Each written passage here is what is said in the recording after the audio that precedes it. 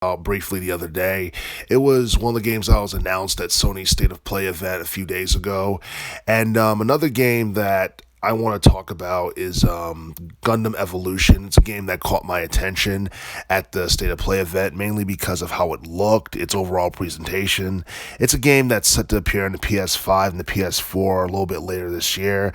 It's supposed to be a free-to-play FPS title that features 6-on-6 combat, and for those who don't know, FPS stands for first person shooter, and it allows players to pilot mobile suits and destroy opponents, and they also have an auto repair system that allows players to recover from damage and recover their HP after being attacked by other opponents.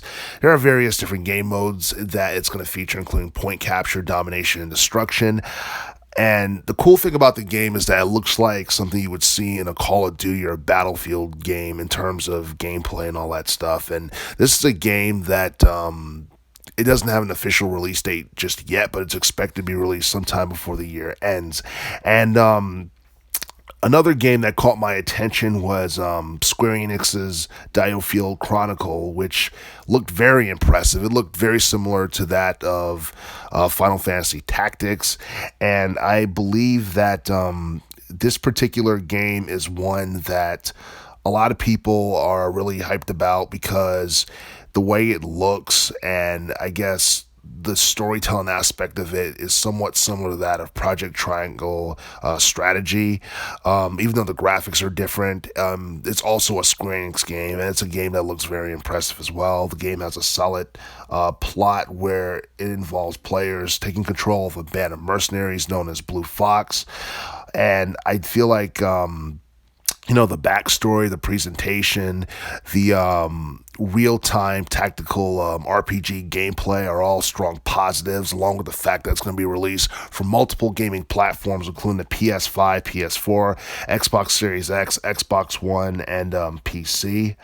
And the cool thing about this game is that it's a fantasy-based game that has both medieval and modern-day elements to it, so it's going to make for a pretty unique gameplay experience.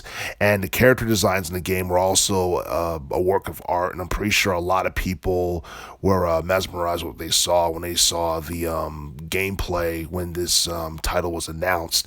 Now, this is another RPG that's supposed to be released sometime later this year, but we don't have an official release date for it, and hopefully it doesn't get pushed back to 2023, because I feel like this game has the potential to be one of the better RPGs of 2022.